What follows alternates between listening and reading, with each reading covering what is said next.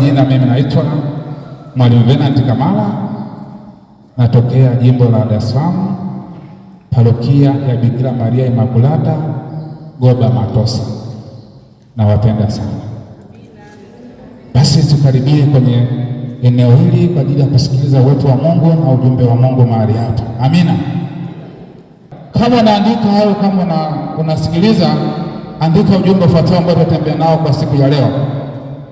Andika hivi: fanya matakatifu, fanya matakatifu upate kibali ndani ya ufalme wa Mungu. Fanya matakatifu upate kibali ndani ya ufalme wa Mungu. Fanya matakatifu upate kibali ndani ya ufalme wa Mungu.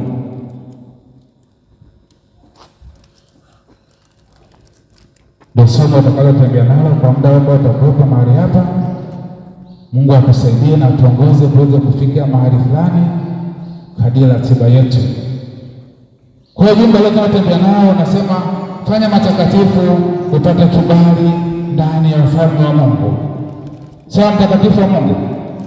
Ni ujumbe leo ambao tutatembea nao asubuhi ya leo unaotualika mimi na wewe kufanya matakatifu, alafu kufanya nini? Kupata kibali mbali ya nani? Ndani ya ufalme wa nani? Wa Mungu. Yamkini unajiuliza kwamba matakatifu ni yapi nitakayofanya mpaka nipate kibali. Ukasema sio nitoe sadaka kubwa, si niwe muombaji mkubwa, niwe mhubiri mkubwa. Hapana.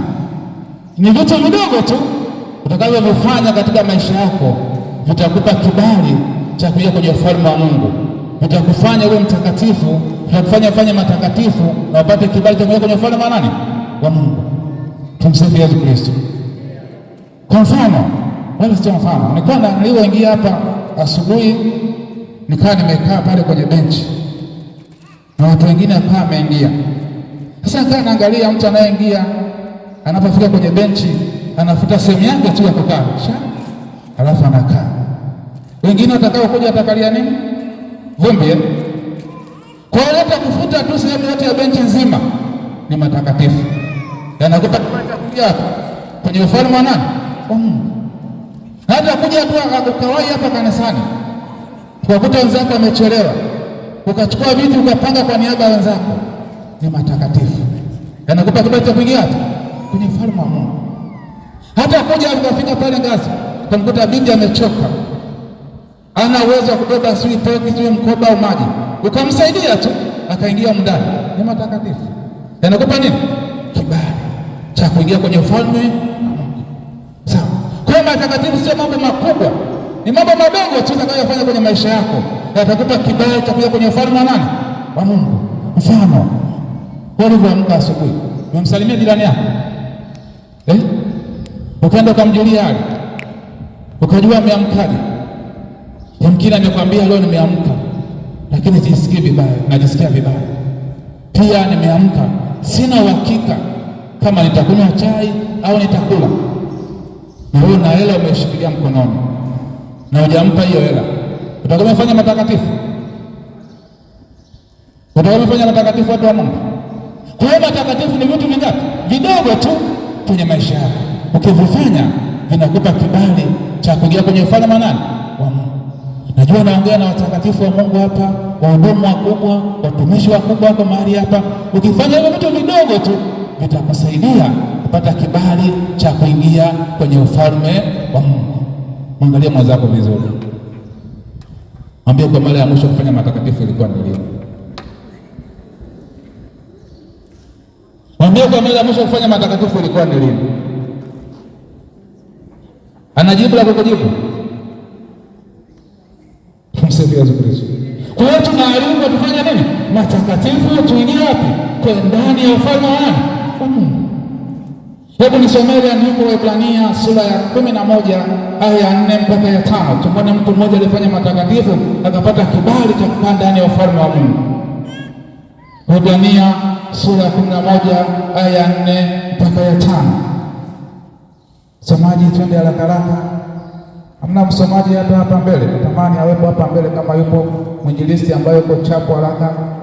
twende kwa kasi kidogo. Waebrania 11 aya 4 mpaka ya 5. Waebrania sura ya 11 aya 4 mpaka ya 5. Ndiyo. Kwa imani Abili alimtolea Mungu dhabihu iliyo bora. Kwa imani Abili alimtolea Mungu dhabihu iliyo bora. Maana hata alikaribia kwa Mungu, anataka kufanya matakatifu, akamtolea dhabihu iliyo bora. Tulia hapo hapo. Mwambie mwenzako, kwa mara ya mwisho kutoa dhabihu iliyo bora ilikuwa ni lini? Ili kuingize patakatifu, ili kuingize mahali kwenye ufalme wa Mungu, ilikuwa ni lini? Kwa imani akamtolea dhabihu iliyo bora. Kwa hiyo alishuhudiwa kuwa ana haki, Mungu akazishuhudia sadaka zake. Akashuhudiwa kuwa na nini? Ana haki. Maana yake ana kibali ndani ya ufalme wa nani? Ana nini? Ana kibali ndani ya ufalme wa Mungu.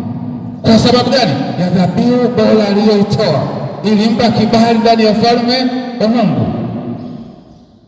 Akashuhudiwa kwamba ana kibali mbele za Mungu. Maana yake anafaa ndani ya ufalme wa Mungu, amekaa ndani ya ufalme wa Mungu kwa sababu ya dhabihu aliyoitoa, ilimpa kibali cha kukaa ndani ya ufalme wa Mungu. Na kwa hiyo Na kwa hiyo japo amekufa, kwa sababu alitoa ile dhabihu ikamruhusu kaa ndani ya ufalme wa Mungu katika ulimwengu wa kiroho, bado yuko hai, hajakufa, anaongea na Mungu, anatenda mambo makuu. Kwa sababu alifanya nini? Alitoa dhabihu kwa Mungu, ikamwingiza ndani ya ufalme wa Mungu. Tumsifu Yesu Kristo. Mwambie mwenzako, vipi? Dhabihu yako inakukumbusha mambo mengi. Dhabihu yako inafanya Mungu akakumbuke. Akatoa dhabihu ikamwingiza ndani ya nini? Ufalme wa Mungu. Anasema japo ufanya nini? Amekufa, lakini bado afanya nini? Ananena. Mwambie mwenzako, iko nafasi ya kutenda mema yatakayo kuingiza ndani ya ufalme wa Mungu, na hata ukifa bado utakumbukwa. Kwa sababu gani? Kwa sababu gani? Umetenda matakatifu, yamekupa kibali ukaingia ndani ya nini? Ya ufalme wa Mungu. Tunamwona mwenzetu alifanya nini? Matakatifu, yakampa kibali ndani ya ufalme wa Mungu. Mtukise mwenzako vizuri, mwambie wakati umefika wa kubadilika, wa kufanya matakatifu yakatakayo kuingiza katika ufalme wa nani? Wa Mungu. Tumsifu Yesu Kristo. Hebu nikuulize, wewe una familia yako, si ndio? Uko na ndoa yako safi, na mume wako safi, na mke wako safi. Ukiangalia unayofanya yanakupa kibali cha kuingiza ndani ya ufalme wa Mungu. Kama ni baba, unayoyafanya nakupa kibali kwenye ndoa yako kukaa ndani ya ufalme wa Mungu.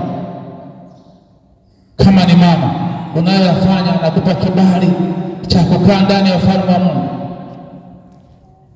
Kama ni kijana, unayoyafanya nakupa kibali cha kukaa ndani ya ufalme wa Mungu.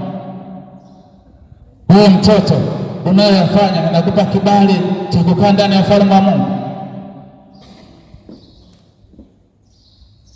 Tumsifu Yesu Kristo. Yanakupa kibali. Ukiangalia maisha unayoishi yanakupa kibali cha kukaa ndani ya ufalme wa Mungu. Jitafakari kwamba maisha unayoishi kama yanipi kibali cha kukaa ndani ya ufalme wa Mungu. Wakati umefika wa kutafakari, ili niweze kupata kibali cha kukaa ndani ya nini? Ya ufalme wa Mungu. Hebu tusome andiko lingine kutoka kitabu cha Waebrania sura ya 11 aya 31. Waebrania 11:31. Tunapoongelea kufanya matakatifu ili upate kibali cha kukaa ndani ya ufalme wa Mungu. Waebrania 11:31. Kwa imani Rahabu yule kahaba, kwa imani Rahabu yule kahaba, yule alikuwa ni kahaba, lakini kwa imani kahaba, kwa imani alifanya matakatifu yakampa kibali cha kukaa ndani ya ufalme wa nani? Hakuangamia pamoja na hao walioasi, hakuangamia pamoja na wale walioasi, kwa sababu alifanya matakatifu akabaki ndani ya ufalme wa Mungu. Alikuwa ni kahaba, sifa yake ilikuwa ni kahaba, alikuwa na mambo mabaya, lakini kuna wakati alibadilika, akafanya matakatifu, akawastiri watumishi wa Mungu waliokwenda kuteleza mji wa Yeriko, akawastiri kwenye nyumba yake, akafanya matakatifu, ukahaba ukafutwa, dhambi ikafutwa, akapata kibali cha kukaa ndani ya ufalme wa Mungu. Tumsifu Yesu Kristo. Ukifanya matakatifu, Mungu anaangalia ulichokifanya, anakupa kibali cha kukaa ndani ya ufalme wa nani? Ahabu hakuangamia. Mungu alimpa kibali pamoja na ukahaba wake, pamoja na dhambi zake na matendo yake maovu. Mungu hakuyaangalia, aliangalia alichokifanya kile kitakatifu cha kustiri watumishi wake, wakakaa kwenye nyumba yake, wakafanya kila Mungu alichokusudia. Mungu akampa kibali cha kukaa ndani ya ufalme wa nani? Mtakatifu wa Mungu. Haijalishi kuna mambo gani yako ndani mwako, lakini ukifanya matakatifu na Mungu akagundua umefanya matakatifu, una kibali cha kukaa ndani ya ufalme wa Mungu. Tumsifu Yesu Kristo. Tuko watumishi hapa, tuko wahudumu hapa, tamani ufanye matakatifu, upate kibali cha kukaa ndani ya ufalme wa Mungu. Hebu tuangalie andiko lingine, kitabu cha nabii Isaya. Isaya sura ya 57. Isaya 57 aya ya 14 mpaka 15. Sasa tuangalie mambo ambayo yatakusaidia kufanya matakatifu na kukaa ndani ya ufalme wa Mungu. Isaya 57:14 mpaka 15. Naye atasema, tutieni, itegemezeni njia, kiondoeni kila kikwazo. Mungu anasema tengeneza njia yako, ondoa kila kikwazo kinachokuzuia usifanye matakatifu yatakayokufanya ukae ndani ya ufalme wa Mungu. Tulia kwanza hapo, mtu. Ondoa nini? Kikwazo. Tengeneza njia, tengeneza njia itakayokusaidia kuondoa vikwazo vinavyokufanya usiingie ndani ya ufalme wa Mungu. Ndio wakati umefika wa kutengeneza njia na kuondoa kila aina ya vikwazo vinavyokuzuia kukaa ndani ya ufalme wa Mungu, kuondoa vikwazo vinavyokuzuia kufanya matakatifu, kuondoa vikwazo vinavyokuzuia kukutana na Mungu. Akasema tengeneza njia, na sehemu ya kutengeneza njia ni pamoja na kuja mahali hapa kusikiliza mafundisho. Ni sehemu ya kutengeneza nini? Njia itakayokusaidia kuondoa nini? Vikwazo vinavyokuzuia kubaki ndani ya ufalme wa Mungu. Nabii Isaya anasema tengeneza njia, ondoa vikwazo katika njia ya watu wangu. Ondoa vikwazo katika njia ya watu wangu. Mwambie mwenzako ondoa vikwazo. Ondoa vikwazo kwa wengine. Ondoa vikwazo kwa wengine. Ondoa vikwazo kwa majirani. Ondoa vikwazo kwa watoto. Ondoa vikwazo kwa mama mkwe. Ondoa vikwazo kwa wajomba, ili uingie ndani ya ufalme wa nani? Maana yeye aliye juu, aliyetukuka, yeye aliye juu, yaani Mungu wetu aliyetukuka anakuona. Anakaa milele, ambaye jina lake ni mtakatifu. Anakwambia hivi, wewe jina lake huyo Mungu ambaye ni mtakatifu, anakwambia hivi, ondoa vikwazo kwenye njia. Nakaa mimi mahali palipoinuka Yeye anakaa mahali palipoinuka, palipo patakatifu,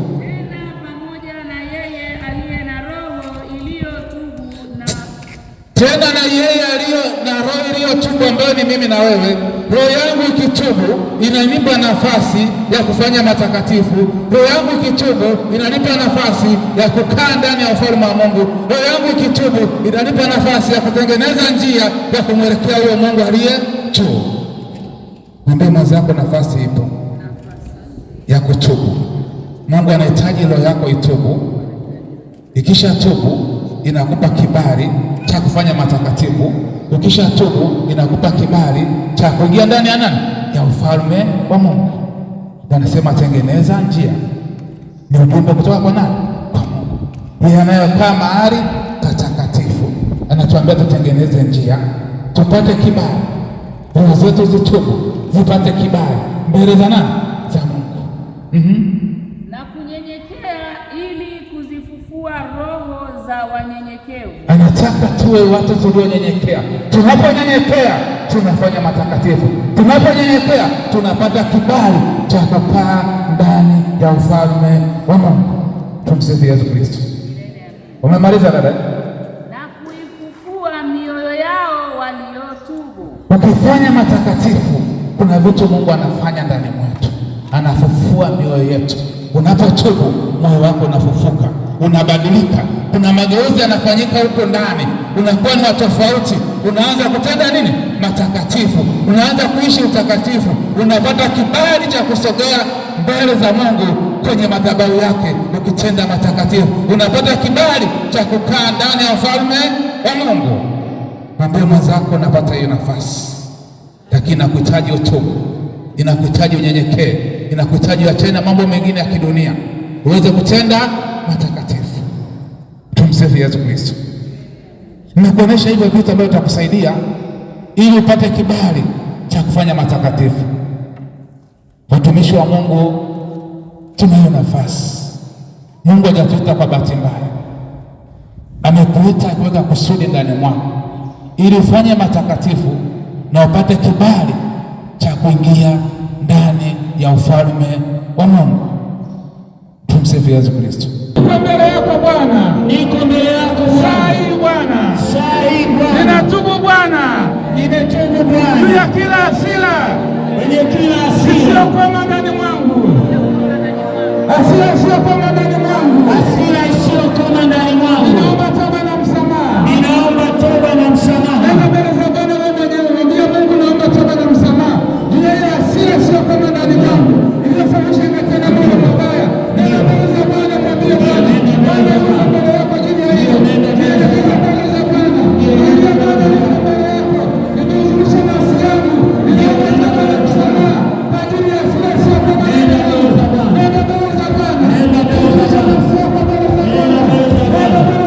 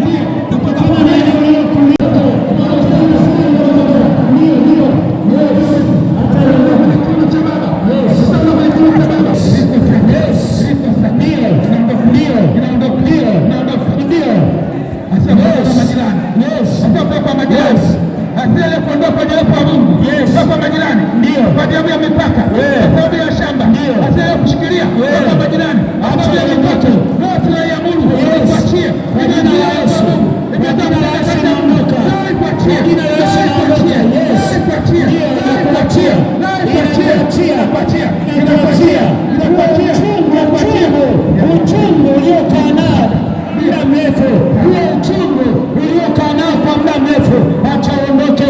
Huo uchungu uliokaa nao kwa muda mrefu, acha uondoke. Huo uchungu uliorithi, kwa ukoo wa baba, huo uchungu acha uondoke. Huo uchungu acha uondoke. Yesu anaondoa. Huo uchungu unaondoka.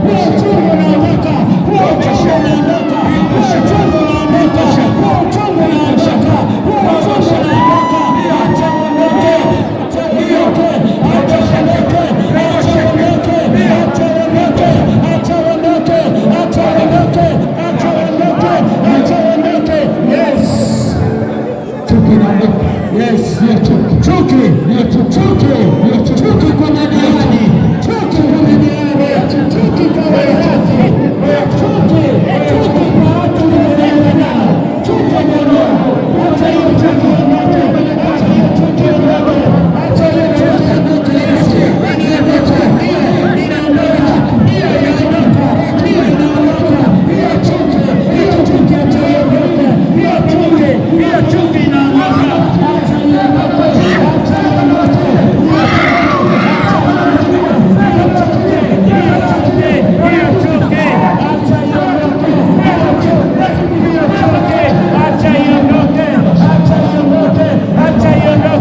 acha iondoke.